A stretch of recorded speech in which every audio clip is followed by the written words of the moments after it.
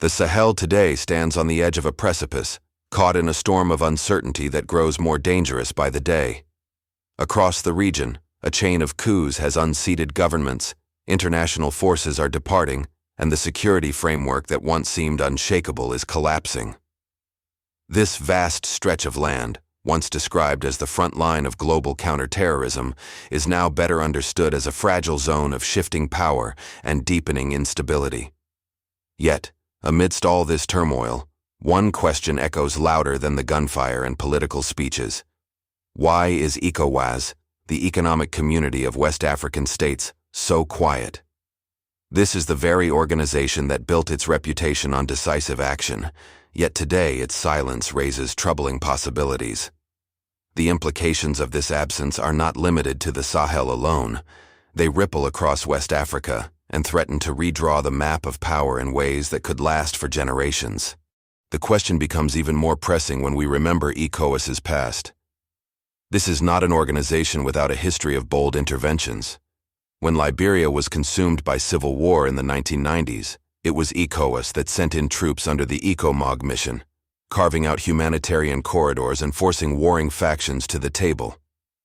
In Sierra Leone, ECOWAS troops went toe-to-toe with brutal rebel movements to protect civilians and stabilize the country. More recently, in 2017, ECOWAS moved swiftly into the Gambia when former President Yahya Jammeh tried to cling to power after losing an election. The pressure from ECOWAS, backed by its military deployment, ensured a peaceful transfer of power and reinforced its reputation as a regional powerhouse that valued stability and democracy. These examples remind us of what ECOWAS once represented. It was not simply an assembly of politicians, it was a guardian of the region, an institution that could speak and act with authority. Its credibility was tied not only to words, but to its willingness to put boots on the ground. It built frameworks for conflict prevention and mediation, and over time, developed the idea of a standby force that could respond to crises across West Africa. For ordinary people, ECOWAS was not a distant bureaucracy, but a symbol of unity and protection. But today, that image has faded. ECOWAS now appears hesitant, divided, and stripped of the resolve it once displayed. Internally, the organization is fractured. Different member states face their own political tensions, economic pressures, and security challenges, making consensus difficult. Externally, the global powers that once supported ECOWAS with resources and logistics are shifting priorities elsewhere, leaving the body underfunded and less capable of deploying the kind of missions that defined its past. The silence may not be intentional. It may be the product of weakness, disunity, or even exhaustion. But whatever the reason, it carries real consequences for the region.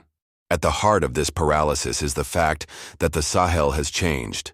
It is no longer the same battleground of the early 2000s where Western-backed governments fought insurgents with external support. New players have entered the scene, creating a different geopolitical chessboard. Russia, in particular, has made its presence felt, offering military cooperation and political partnerships to states like Mali, Burkina Faso, and Niger. For governments in these countries, especially military juntas often condemned by ECOWAS, Russia represents an ally that does not lecture them on democracy or governance. Instead, it provides weapons, advisors, and international recognition at a time when traditional partners like France are being pushed out. The rise of anti-French sentiment has accelerated this shift. In capitals like Bamako and Ouagadougou, massive demonstrations have demanded the withdrawal of French troops, accusing Paris of exploiting Africa while failing to deliver security. France, which once ran large-scale operations like Barkhane, has been forced to scale back and retreat. The vacuum left behind has been filled by new alliances and promises of sovereignty and independence. In this environment, ECOWAS finds itself squeezed. Its traditional tools of sanctions, threats, or isolation no longer have the same weight when Sahelian governments can turn to other partners for support. Where ECOWAS once held leverage, it now risks irrelevance. While these geopolitical maneuvers unfold, the people of the Sahel are enduring an ever-worsening humanitarian nightmare. The silence of ECOWAS is not abstract. It is felt in villages burned by extremist groups, in schools closed due to insecurity, and in families forced to abandon their homes. More than 3 million people are displaced across Burkina Faso, Mali, and Niger, fleeing a conflict that shows no sign of abating. Hunger stalks the land, as climate shocks combine with disrupted farming to push food insecurity to catastrophic levels. Terrorist groups continue to spread their reach, striking not only rural communities, but also threatening towns and even capital cities. Each day without coordinated regional action is a day of more deaths, more children orphaned, more futures destroyed. Humanitarian reports speak of markets shut down by violence, entire communities emptied by displacement, and civilians left vulnerable to kidnappings and attacks. These numbers hide the reality of daily suffering: mothers walking for days with their children to find safety, young men abandoning their villages because there are no jobs or security, farmers watching the rains come but unable to plant because their land is unsafe. ECOWAS, by stepping back, risks betraying the very people it was created to serve. The danger is that this silence does not just affect the Sahel, it threatens the stability of all West Africa. If ECOWAS continues to sit on the sidelines, several scenarios could unfold. The first is fragmentation. Sahelian states may deepen their reliance on bilateral deals with outside powers, moving further away from regional integration. This would leave ECOWAS as a hollow shell, unable to enforce its own rules or even maintain relevance in the face of shifting alliances. The second scenario is contagion. Insecurity in the Sahel does not respect borders. Already there have been spillover incidents into northern Benin, Côte d'Ivoire, and Ghana. If extremist groups are not contained, their influence could spread to coastal West Africa, destabilizing countries that have so far remained relatively stable. This would expand the crisis far beyond the Sahel, turning it into a pan-regional disaster. The third and perhaps most profound scenario is a total reordering of power in the region. If external actors continue to entrench themselves while ECOWAS remains hesitant, the balance of influence in West Africa could shift permanently. Instead of being shaped by regional institutions, the future of the Sahel and beyond could be dictated by foreign powers who operate outside the frameworks of African integration.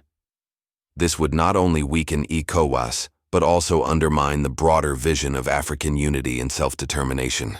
In the end, the silence of ECOWAS speaks louder than any statement. It raises doubts about whether the organization can adapt to new realities, whether it still has the capacity to defend stability, and whether it can remain a credible actor in a rapidly changing region. The stakes could not be higher. The Sahel's looming power vacuum will be filled, whether by regional cooperation, external powers, or extremist groups. The question is, who will step in, and at what cost? The history of ECOWAS shows that silence has never been its strength. Yet today, in the face of one of the greatest challenges West Africa has known, it hesitates. The people of the Sahel do not have the luxury of waiting. Their lives, their futures, and their nations are being reshaped every day by forces beyond their control. The responsibility of ECOWAS, and indeed of the international community, is clear: to prevent the collapse of a region whose instability will not remain contained. So we are left with questions that demand answers. Is ECOWAS's silence a temporary pause, a calculated strategy to avoid worsening tensions, or is it a sign of weakness and decline? And if ECOWAS cannot rise to the occasion, who will protect the stability of West Africa? These are not questions of abstract politics. They are questions of survival, sovereignty, and the future of a region that has always been central to Africa's story.